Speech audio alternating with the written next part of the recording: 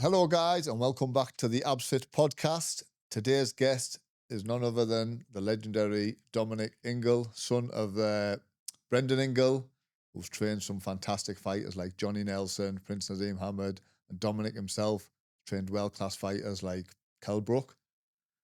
Welcome, Dominic. How you doing? You're not too bad. Good. Here we are in sunny Dubai. It's terrific weather as always, blistering hot, bit too hot for me. So, always good to be back in Dubai. It is. It's just hard dealing with the heat, isn't it? Yeah, it's like I say, it's a different climate in it, but it's a nice environment. Yeah, a good thing is everywhere's got aircon, so you can go out and about, so you can just get into it. You've got to get up early in the morning, get the stuff done. That's it. Then in the evening, I go for a walk around the marina when it's just cooled down a little bit. But what I found, obviously, we're 3 hours ahead of UK time. So, get the stuff done early, and then you've got the rest of the day for yourself. Yeah, same with me. That's what I'll do. I'll get up 5-ish and then try and get a walk in then, because anything after that, you're just sweating, aren't you? Yeah. But like you said, I think it's good for your structure as well. You get that walk in, come back, you've got a few hours, you're ahead of everyone, aren't you? Catch up with your clients, checking on them. Yeah, check them all in. So it's just a case of having that structure, isn't it? So just give us a bit of background on yourself. Like, I know obviously you've coached boxers, but you're currently coaching people who are not boxers, just general Joe public. How's that? How long have you been doing that? Fortunately, I mean, when I was a kid, obviously my dad being who he was always into exercise, obviously training fighters. So from an early age, we always had an incentive to be fit. He'd always get us up. We'd either be running with fighters or he'd have us in the gym. He realised, I think, that because he got 3 lads, got 5 kids, the way to kind of control that was to keep you active. So when we were kids, we were always running, always keeping active. At school, participated in all types of sport. So it kind of became a second nature to me to get into fitness. I was quite good at school with stuff, running, athletics, boxing, football, every sport what was going. Because obviously the era we came from, there was nothing else. There were no iPads. There was no computers. Yeah. There was 3 channels on the TV. So you spent most of your days outside. If it were cricket season, you play cricket. Wimbledon came, you're playing tennis, football. So you never stopped. And I don't look back now at how kids are these days, and they're so restricted with the mobile phones and the tablets. It's just a long way off from where I was as a kid. So I got into boxing, did a bit of boxing when I was younger, from about 11 to 14, and then kind of got into coaching people. And I'm lucky, like I said, because my mentor was my dad. He's a famous boxing trainer. Trained some great fighters, Nazim Hamid, Johnny Nelson, 5 or 6 world champions. So it was a natural progression for me to follow into boxing, although I didn't really want to do it. Yeah. I didn't want to go into boxing. I didn't want to really be a boxing coach, but I kind of got dragged in purely because at the height of Prince Nazim's Hamid's fame, so many kids were coming to the gym, and my dad had never turned them away. Yeah. He'd always have them in. Anybody who rolled up, we had people coming from all over the world because they'd seen Nazim Hamid. Yeah. And the gym was packed. So I kind of got dragged in to start coaching people. And it kind of began, when I was about 27, it kind of began for me there. And we had a range of fighters. We had high-level fighters, world champions. We had middle-of-the-road fighters who'd, be winning 70 or 80% of fights. And then we had journeymen. We must have, I think at the top, we had about probably 50 pros. Right. We were finding work for, every month. And the gym was packed. And there was work in those days. There was a lot of shows, a lot of promotions. It's died down a lot these days. You don't get as many local shows. It costs a lot of money.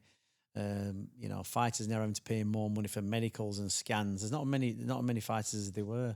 So for me, really, that kind of grassroots level of boxing is kind of diminishing. You're seeing all this good stuff on the TV, all the big fights and all that kind of stuff, but there's not a lot going off at the bottom to kind of feed that. So it might be a problem in years to come. So, I got into boxing, training people, and it's like anything else, experience. I've been all over the world with boxing, world title fights.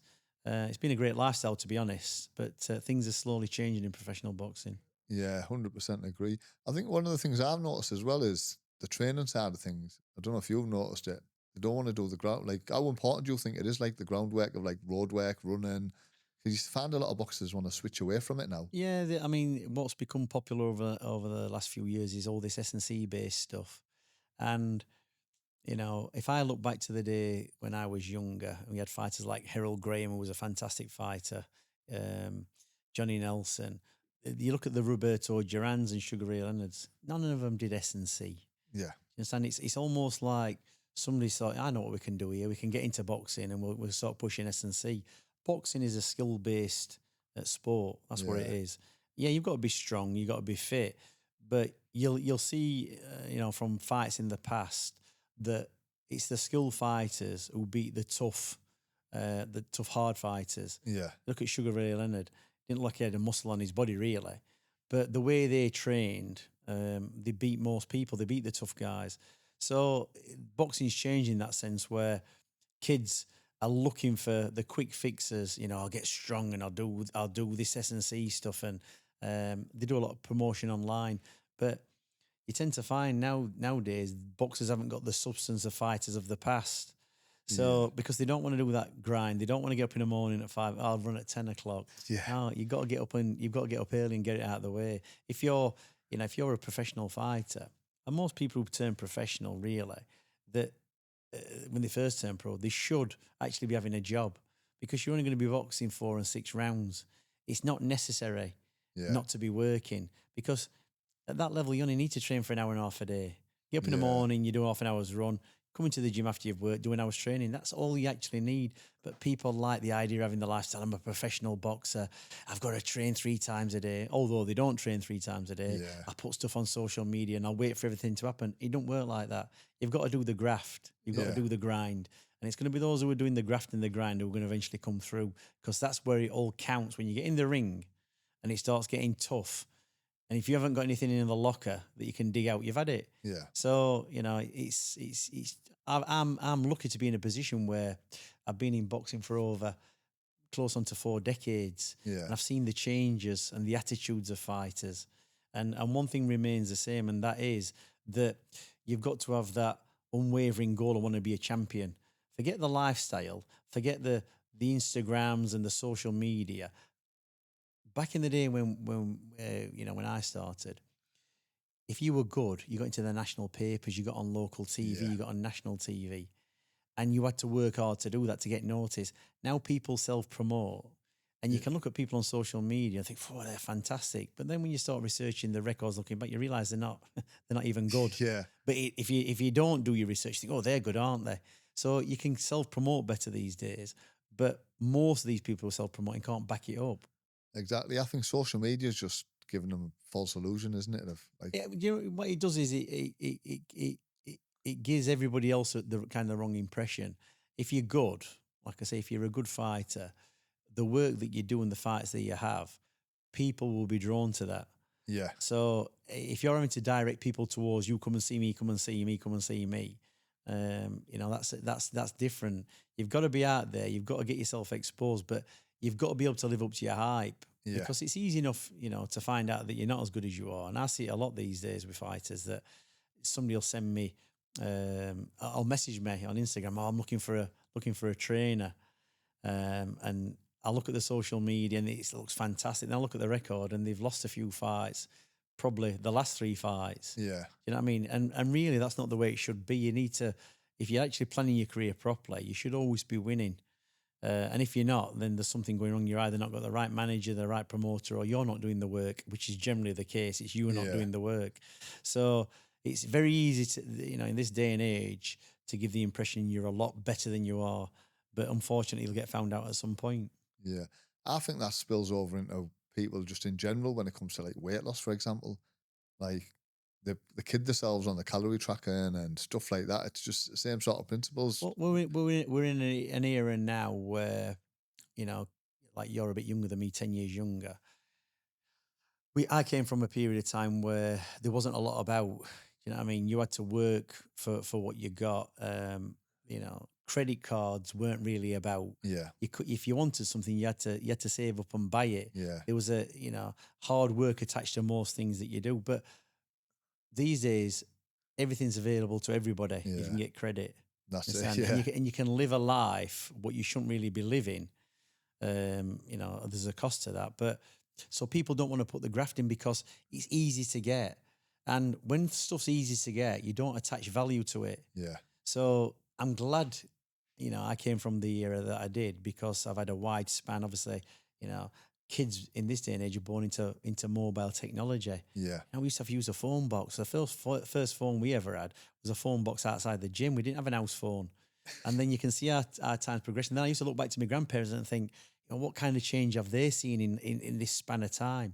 So, you know, if you don't attach any value to things what come easy, you're going to struggle in life. And it's getting back to clients and weight loss is that, you know, I'm out in Dubai. I've had breakfast this morning. I've been in a nice hotel with a client. It's been a fantastic breakfast. They've got everything. They've got the healthy stuff. And you look over. As soon as you walk through the door, there's cakes. Yeah. And I'm a disciplined person. You know what I mean? But I look, I think, I won't mind one of them because it's just easy. I'm not paying for it. The client's paying for it. Just pick it up and eat it. Yeah. But be able to go into a room and have the discipline to pick the healthy choices out. Yeah. That's what you've got to, you know, people haven't got that these days. They're like, oh, it were easy. It's easy to get. When it's easy to get, it's easy to eat. Yeah. My fridge at home, you know, there's nothing in it, only healthy food in the cupboard. So if I really want to go out and have some rubbish, I've got to order it. You know, I've got to make an effort to get it. Most people these days don't have to make an effort to get what they want. Yeah. It's very, very easily obtainable. And in that sense, so many people lack self-discipline. Yeah, I think in Dubai it's even worse because you've got these apps now. You go on your phone and in 10 minutes you can have something delivered to your house. It's just crazy how fast you can get like fast food. It's an interest. I mean, it's good in a sense because you can order healthy food, and that's the good thing about Dubai is you can get really healthy food to order in. Yeah. In the UK, it's mostly junk stuff, but you know the process then again of having to go to the shop, buy the ingredients, prep your food, it gives you a certain kind of discipline. Yeah. That'll set you up for life. Because if you're having, you know, I do know people who'll do the ordering all the food healthy. And if that's the way they can do it, that's the way they can do it. But it can also work the other way because you can always add stuff onto it. Yeah.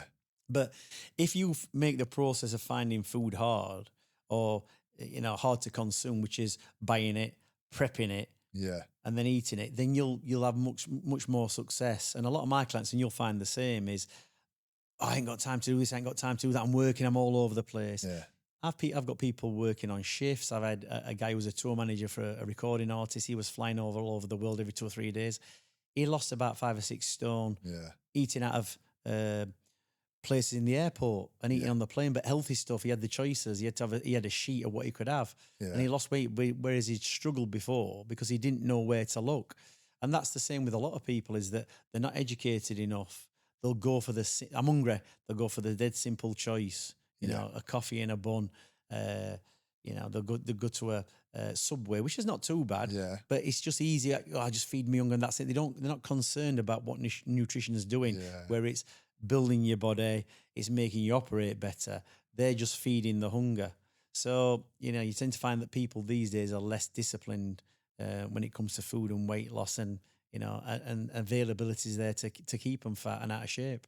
Yeah, 100% agree. I've got clients where they've like, similar to what you've just mentioned there, they've on the go. One of them said he eats out every day during the day, his daytime meals. So it's like, right, okay, which restaurant? Like, so for example, Subway, he might go to Greg's. So it's just a case of going through their list, what they sell, finding the high protein options, what they can have that's going to fit the calories and hit the protein, and just teaching them, well, just grab this or that. I think you're right there. The thing is, like, you know, you do online coaching, I do online coaching.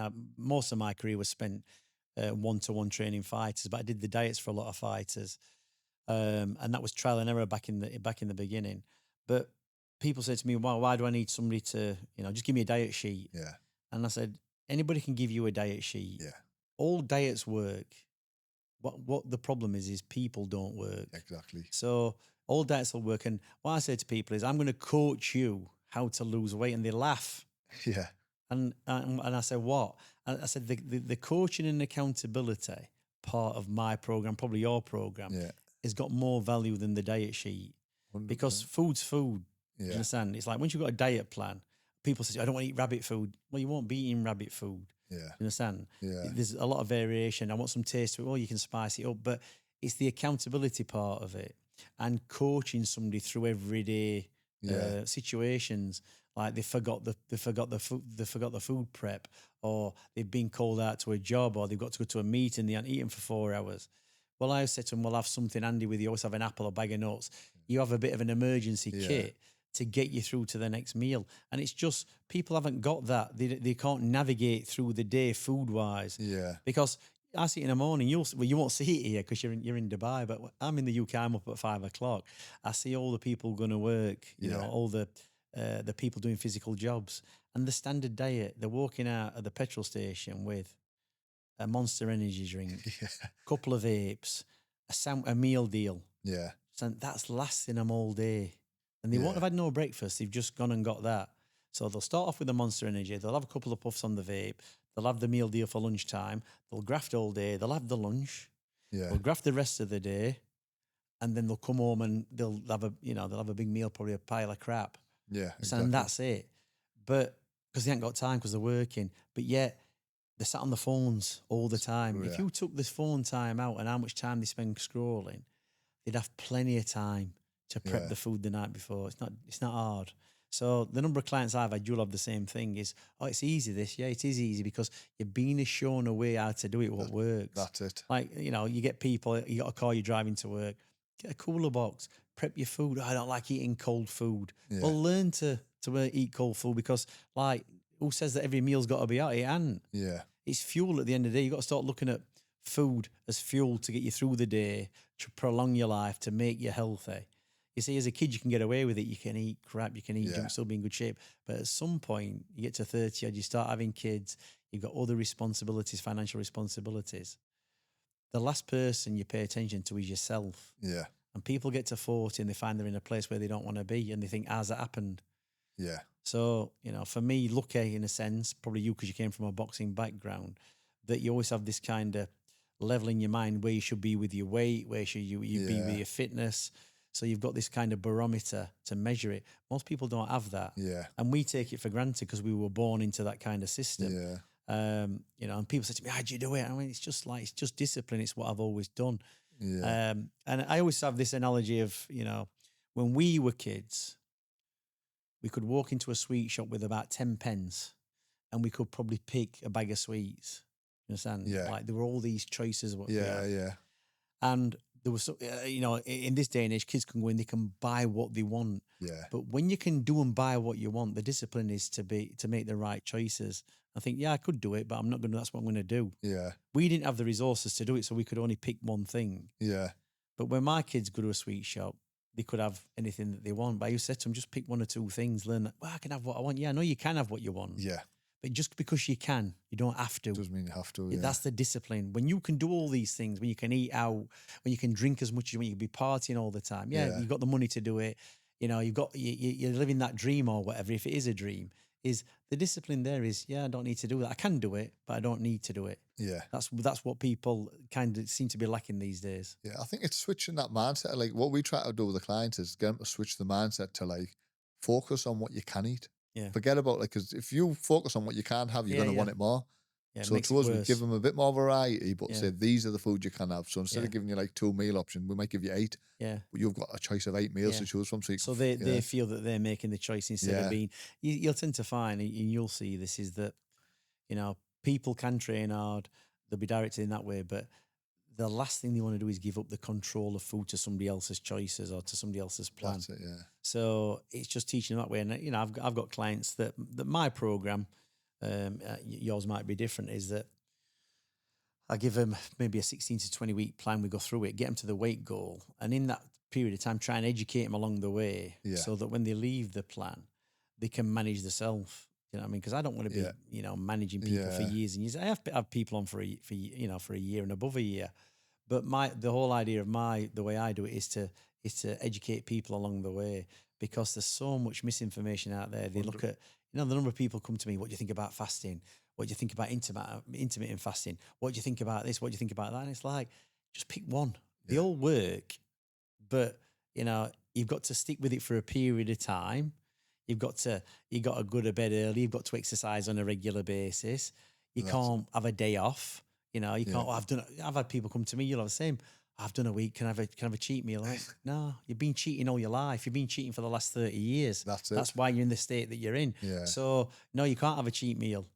You know, and there's nobody. If anybody's telling you as a personal trainer or an online coach, oh yeah, we'll fit this around your lifestyle. Yeah. It's your very lifestyle. What's got you into the situation where you are? Yeah, exactly. And you'll spend all your life working, and one day you'll wake up with some kind of illness. You'll get something, it'll be diabetes, high blood pressure, or condition. And then they think, well, how's that happened to me? It's because you haven't paid enough attention to yourself in the years what mattered. So, you know, this is where we are with people, is that they're getting bombarded continually with, you know, advertisements and people giving you false information and saying this way works and that way works. It's very simple nutrition and exercise. It's just be disciplined. Yeah. And I always say to people, don't be picking anything out of a packet. You know what I mean? Don't be getting packets of, get your vegetables, get your meats, get your fish. You understand? Don't be buying stuff out of packets or what's easy to consume. You shouldn't be doing that, or snack bars or whatever. Yeah. When you're hungry in between meals, eat nuts, eat apples, eat fruit. Yeah. That's the way you do it. Oh, it's boring that. Well, it might be boring compared to what you're being eating, but what you're eating there is really, you know, nutritionally deficient. There's nothing in it. It's not helping your body. No. It's just aging your body. That's it. And I think as well, when you're eating whole foods, you're not going to get hungry. If you eat an apple, you're not going to go and eat another 2 apples after it. Well, I actually do eat more 2 apples. If I get hungry, like some people say to me, oh, I'm hungry, and I'll say, have an apple. Well, I've had an apple. I'm still hungry. Well, I'll have 2 apples then. Yeah. Keep eating apples till you stop being hungry. And there's calories in apple, but it's going to fill your stomach.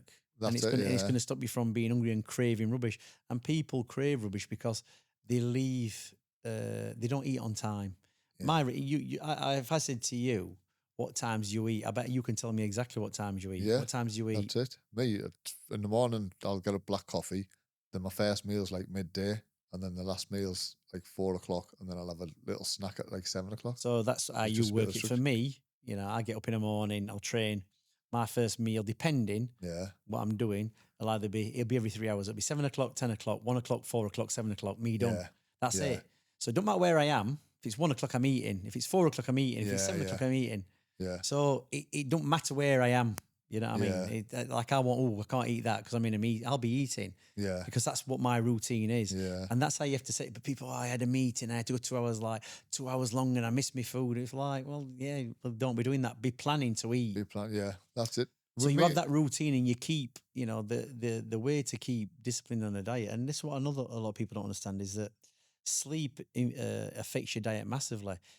There's certain ways to recover when you're living life or you're training.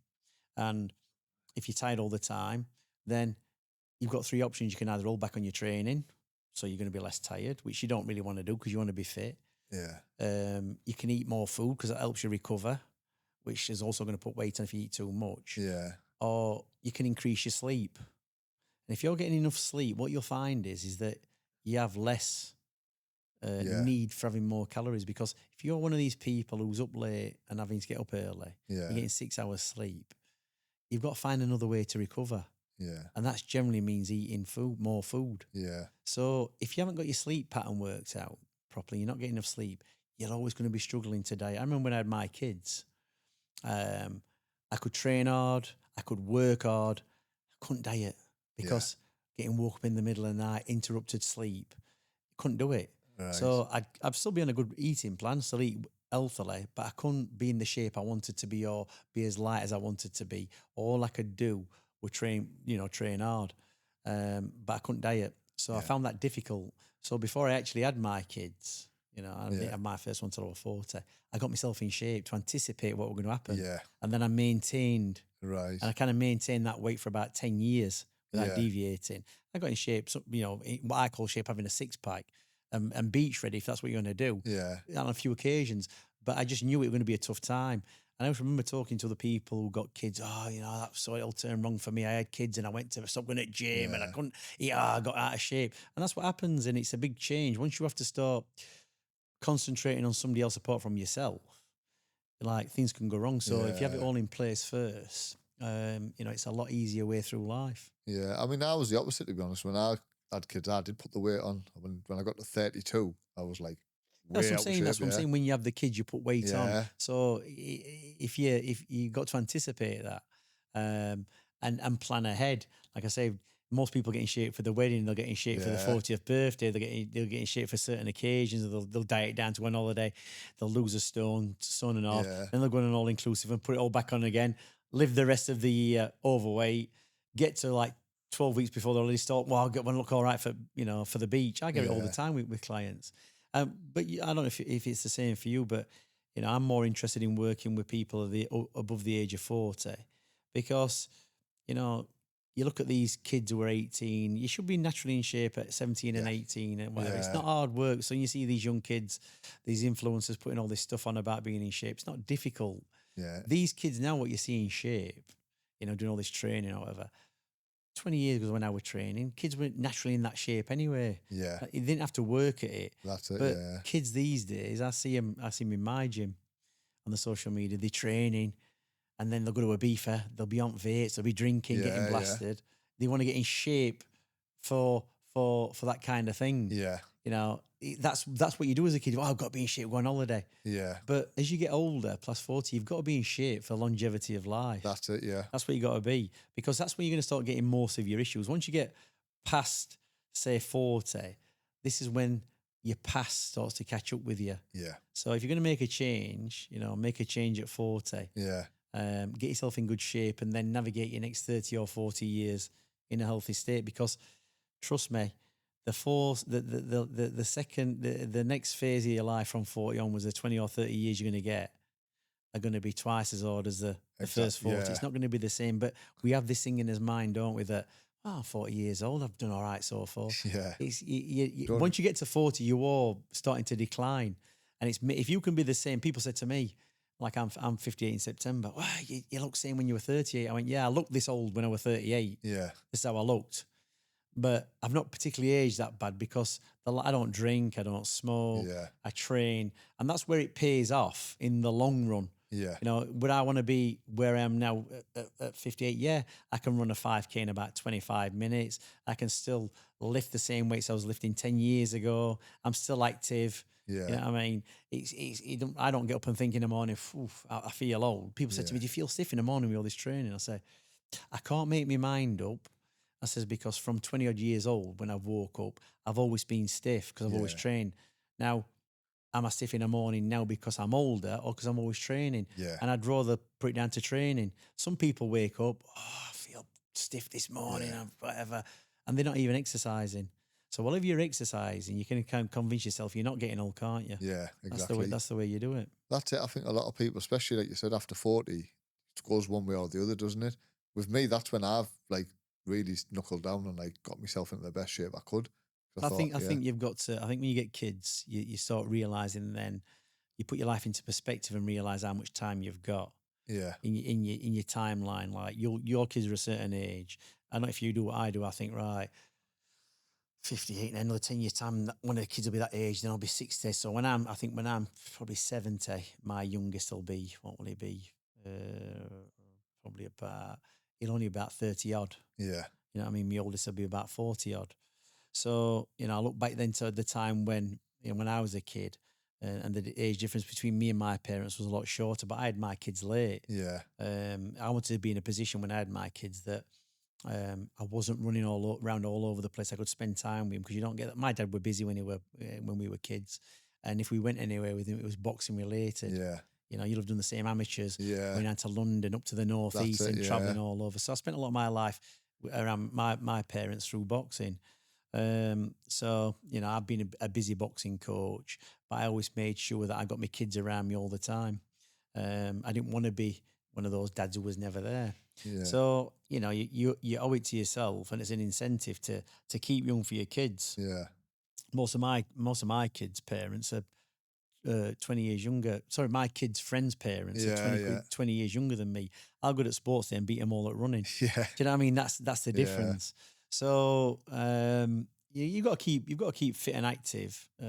It's obviously beneficial, especially if you've got kids and a family, and you're the provider. Yeah. It's imperative that you're kept healthy, so you can keep doing what you're supposed to be doing. Yeah, exactly. I noticed it with mine, because I used to work, before I got into the fitness, I was working offshore.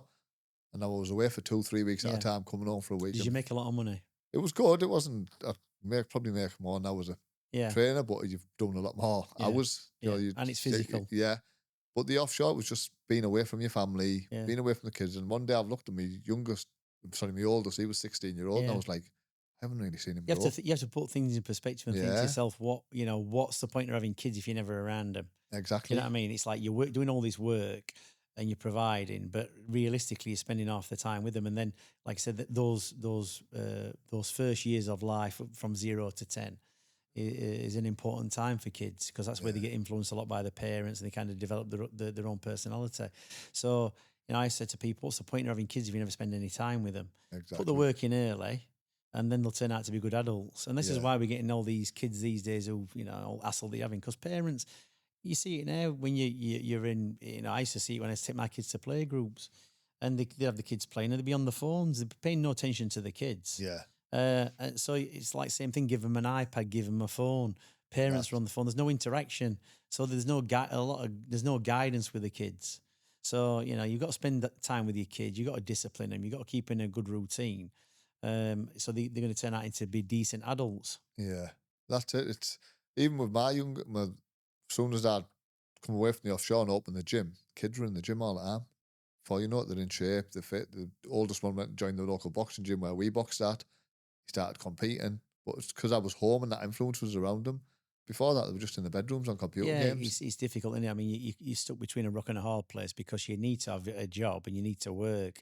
And obviously going into the online stuff, it's a bit of an unknown territory. And it does take a lot of time building up. You've obviously done it. We've talked on the way here, about the hardships of actually building up your business and then maintaining it, and the peaks and troughs of it.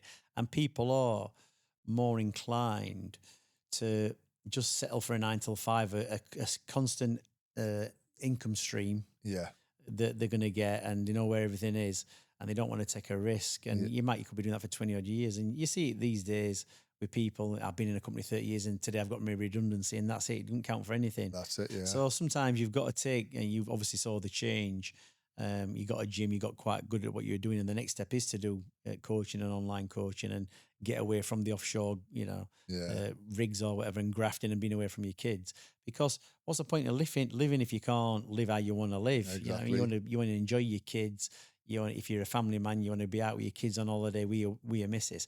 What's the point of spending time? What's it all for if you're never there? Exactly. There's no point. Yeah. So it does take a bit of a paradigm shift to change your mindset and get into it. I mean, you've moved out here from Middlesbrough to Dubai. It's a big shift. Yeah. And it's a great place to be. It's a great place for fitness, and there's plenty of opportunities. But it's not, as easy as most people think. You still have to graft. Oh, yeah. In most things in life, you still have to graft. There are people here with a lot of money who can do what they want. Yeah. And you tend to find, you see that environment is that like they're having a great time. That every day is a party.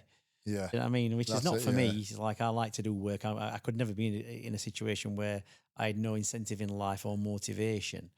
You've always got to be keeping active. Yeah, I think that's just a different era that we come from, isn't it? Because I think this era that we're seeing now, everyone just wants a quick fix. They want to be a millionaire overnight. They want to lose weight overnight. That's where these drugs like Ozempic and these Mangiros, they're all running towards stuff like that. But they're not realising it's a quick fix, but it's not a long-term solution. I think that's the thing I regret is that, this quick fix thing is that if I'd have been born maybe 20 years later, I'd have a full head of hair now because I've had a transplant. Yeah. I'd have had all my teeth done. You know what I mean? That's what happens is it's like you can get stuff easier. Like I said, we now the big thing in the industry is skinny jabs and suppressing your appetite. But there's always a side effect to everything. Yeah. You know what I mean? It's like if you don't go on the journey, and achieve the discipline of weight loss, it's pointless for me. Yeah. You know what I mean? If somebody said to you, right, it's like liposuction. Before we had skinny pins, we had liposuction. Yeah. And I remember years ago training a kid. He got a few quid. He did really well in computers and internet. And he was an overweight kid. He came to the gym, got him into fitness. Didn't really change his diet. Did a bit of fitness, got him drinking water, and he was dropping weight. Did it in stages. And he did maybe 2 or 3 stone, but he was still massively overweight. And then he kind of packed in. And he ended up having surgery, had all the lipo, got all this loose skin, then all the surgery to tighten his skin up. Yeah. Where they have all the, tightening up. And eventually he said he had to move to a warmer climate because the effect of the surgery always had him aching. So he had to be in a warmer place. Yeah. But the state of his body, once he'd had all the fat took off, I mean, the scar's going to fade over time, but he got scars on his back, scars on his stomach. He might have got loose skin if he'd have lost the weight properly. But he did all that, and then it's cost him money to have it all done. Yeah. And he's still not in a great place. And it's like with Manjaro and Saxenda and all these kind of GLP-1s, whatever, is they're just suppressing your appetite. Yeah. And most people don't eat healthy on them. Yeah. So they just the body's just cannibalizing itself. It's going to burn fat. It's going to burn muscle tissue. Yeah. They'll lose weight. They'll be a bit lighter.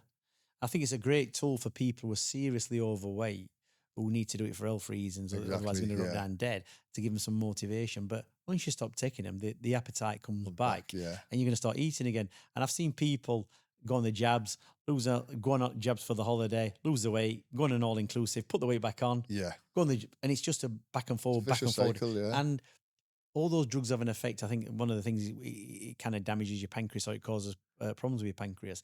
If you're going to do that kind of stuff because you've got to, do it once and do it properly. That's it. People don't pay attention today. It's a quick fix, but there's always a price to pay for a quick fix. There always is. It's like robbing a bank. It's a quick fix for to make money.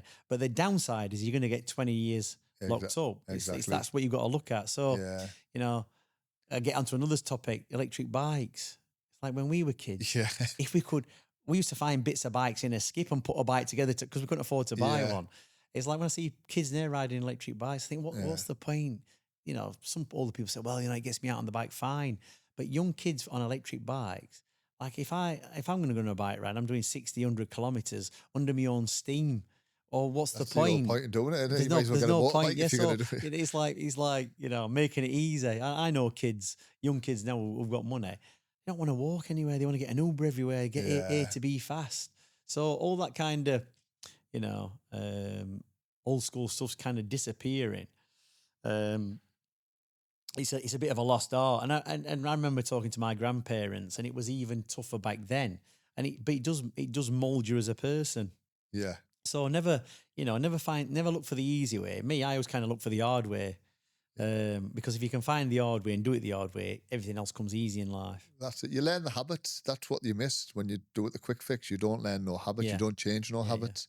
So unless you change habits or build or learn habits, you're not going to see long-term results. No. Because you're always going to go back. A lot of my clients, I said to them that, they'll say to me, what's the biggest thing I can do? And I went, the biggest thing you can do, really health-wise, is just stop drinking alcohol. Yeah. That's what it is. You're just poisoning yourself. Wow, having a good time. I went, you got to live life. I went, live life, but think about what the negative effects are. Yeah. You understand? What alcohol is. Like, if that's what you want to do, fine. But you're not going to get yourself in shape. Yeah. Drinking alcohol, smoking, vaping. Yeah. It's like you're killing yourself every day. You understand? Yeah. And going to the gym is not going to unravel it. Exactly. You understand? It's not going to unravel it. You'd be better off not going to the gym and just packing all that in. Yeah. So, like I say, it's you look at our health is these days, and I do wonder in the future, what the cost on society is going to be maintaining and keeping these unhealthy people alive. It's like you go to hospital, people hung up to drips, and something wrong with them, and they're still smoking. Probably got cancer, mad. But they're still smoking. They're outside having a fag. It's so crazy, isn't it? when you look at it. In my world, I just say, well, don't treat them then. If they're going to abuse themselves, just let them go. Yeah. What's the point? Why is everybody else having to pay for to keep these people alive who can't? You don't understand it's an addiction. No, it's not. It's like it shouldn't be that way. Yeah. So you're going to find that the healthy people in the world are subsidising everybody else's health, aren't they? Exactly, 100%. Invest in your own health. That's the key word of the day. So I'm going to ask you then, as your, for your fitness journey into, what you've done boxing, top 3 supplements. What do you like to use? So for me, it's obviously creatine.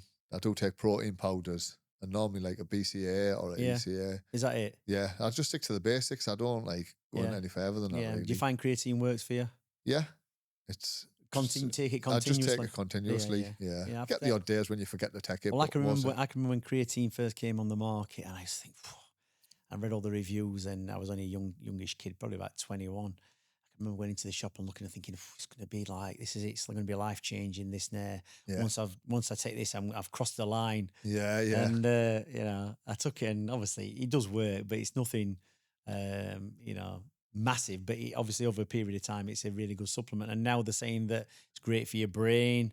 Yeah. To extend your life. So it's creatine's a good one. And I'll tell you what else is making a comeback. HMB, if you can remember that. No, There's a supplement called HMB years ago.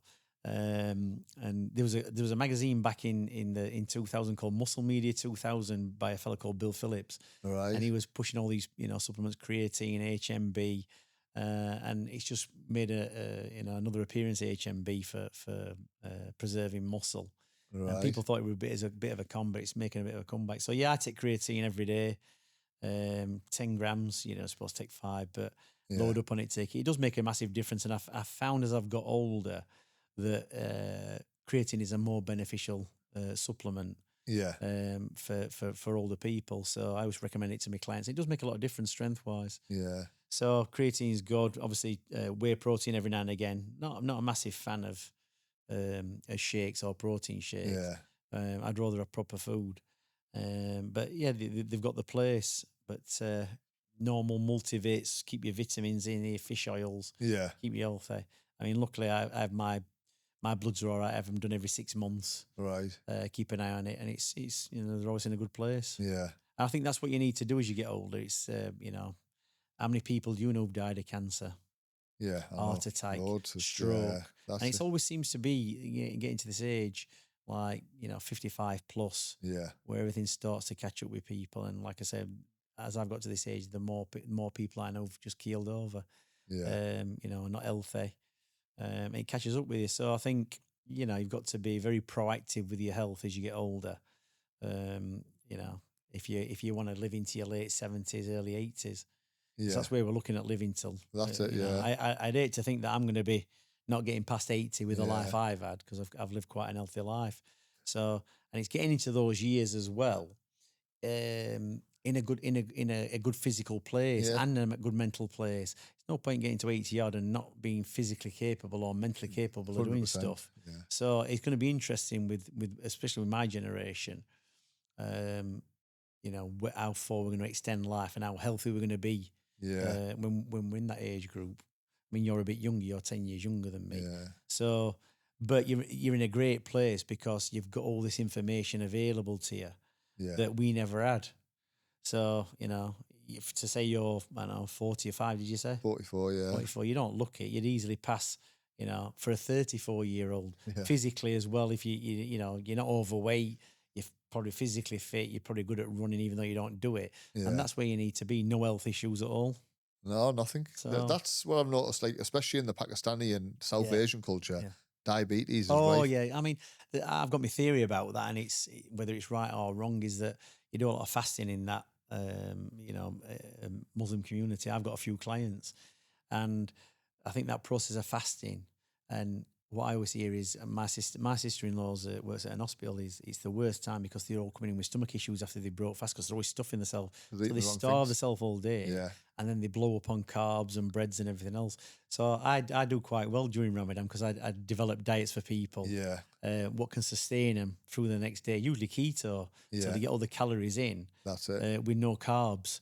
So they're getting the fat calories in, and it sustains them through the Yeah. 10 and 12-hour periods of. And how many people put weight on during fasting? Oh, More mate. than they're supposed Yeah, to lose yeah, it. So exactly. which is a. They you know do what I the mean? exact opposite to what it What it's supposed to be. do, yeah. It's supposed to be Like- a time of restriction. Yeah.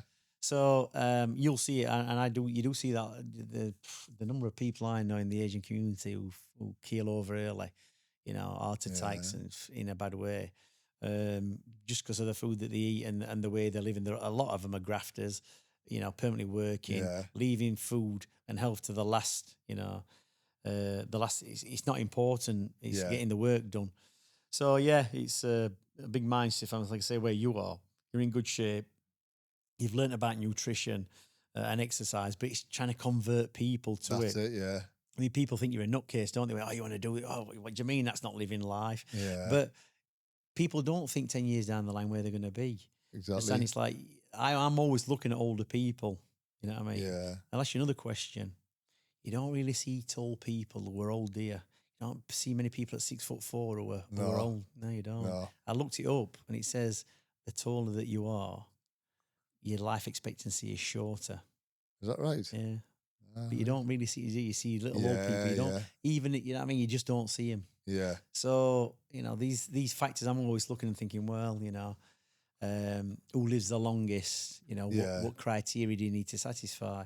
And try and live to those kind of, you know, studies are studies, but they do have a bearing. It's, you know, it's like, I think with a lot of people these days, mental health declining 100% quicker than physical health. Yeah. So, you know, that is a worrying thing, that there are a lot of people out there who are fit, not particularly healthy, but you know, they're getting Alzheimer's, they're getting Parkinson's, with it's stress of everyday living or whatever. I don't know, but you know, it's and I've had people, you know, being involved with people like that. It's not a great place to be.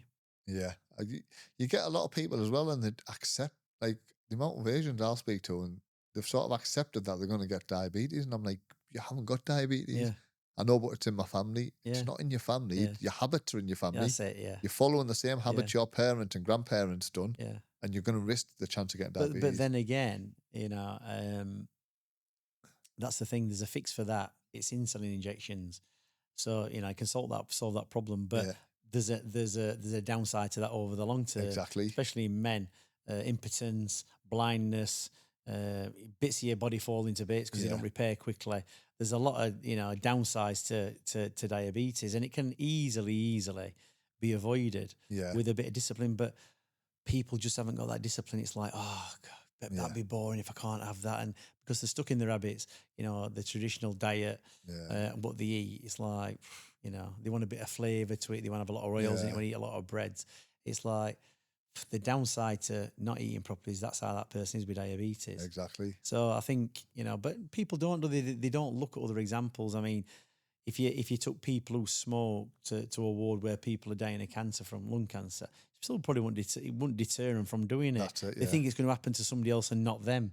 Then when it does happen, it's a big surprise. I can't believe that was going to happen. Well, if you put your hand in the fire, you're going to get burnt. If you smoke cigarettes, there's a good chance that you're going to get lung cancer. Exactly. So, but people don't do it because it's busy in the here and now of today and this week. Yeah. You know, because they're just, you know, concerned with everything what's going on instead of looking down the road. And I think in the industry where we are is that, I said to people, I had one particular client, overweight, he'd had an heart attack, 3 or 4 stents in his heart.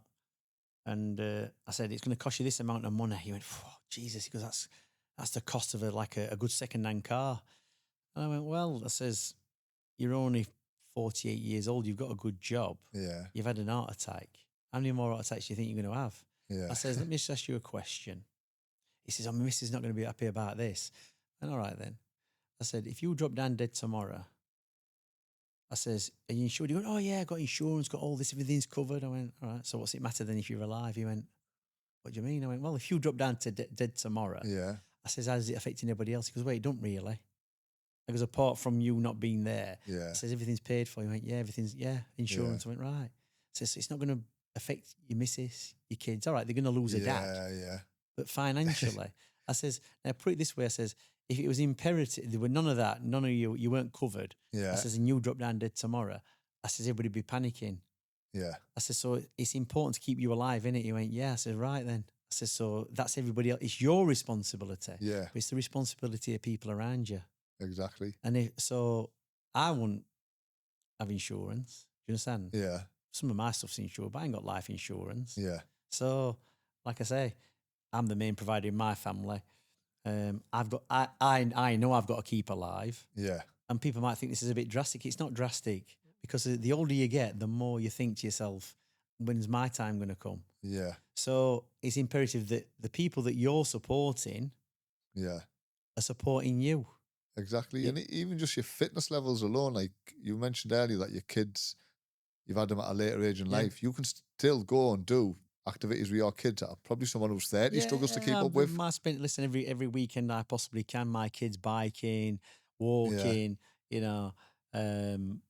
They'll say, come on, we're going out. Where we're going? I'm just going to take you to the shop. Oh, great! But I take them on an hour walk, and we might call in the shop on the way back.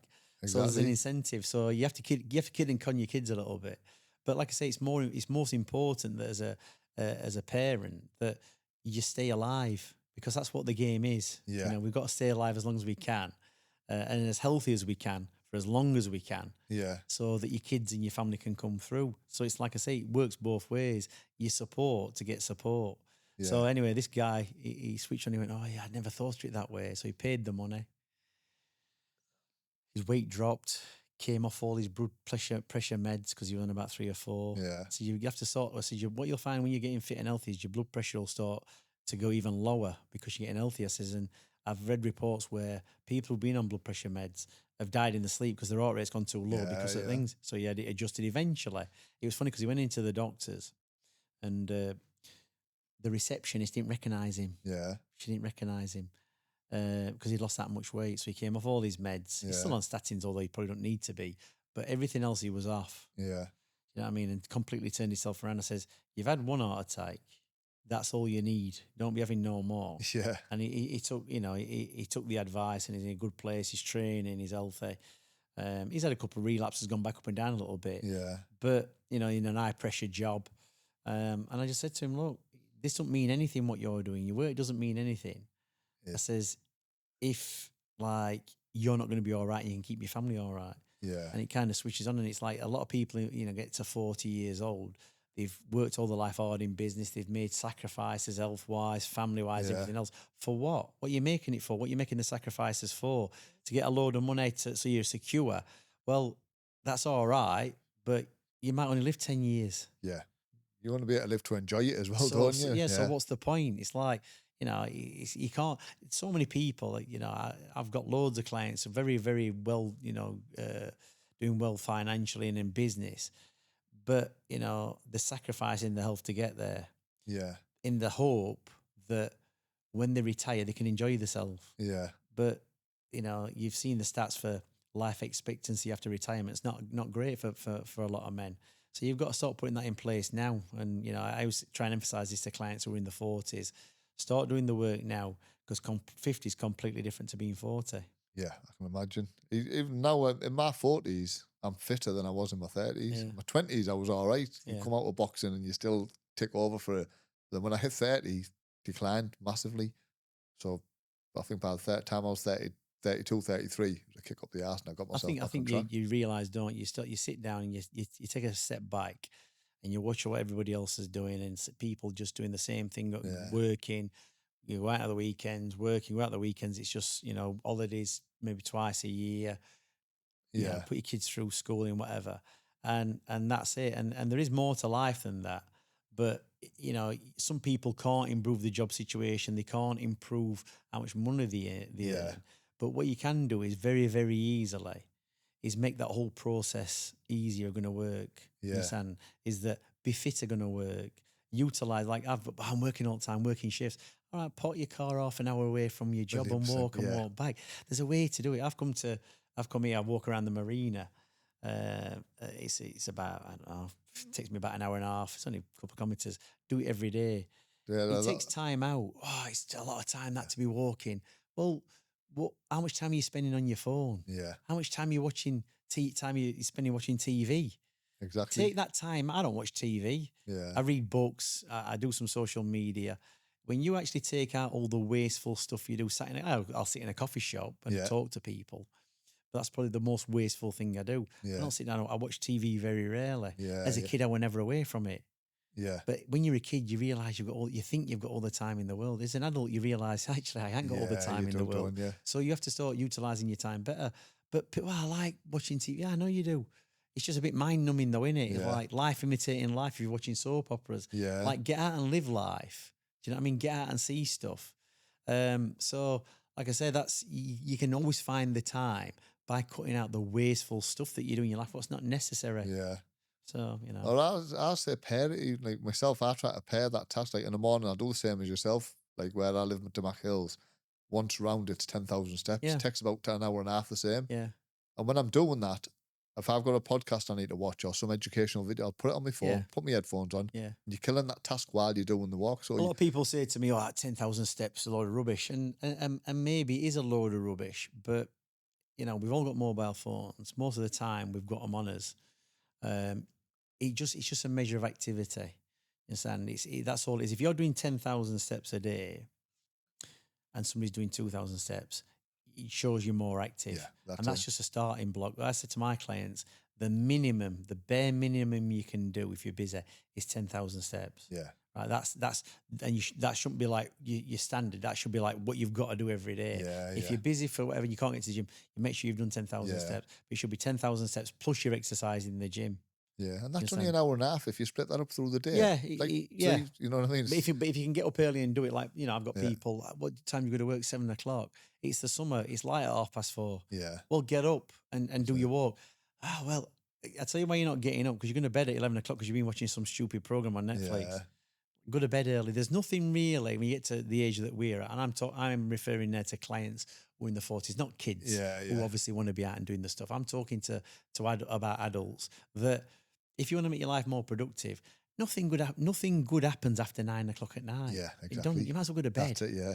And get up early and live the day like hours. Yeah, but as a kid, my kids, we want to stay up late, Dad. No, you don't.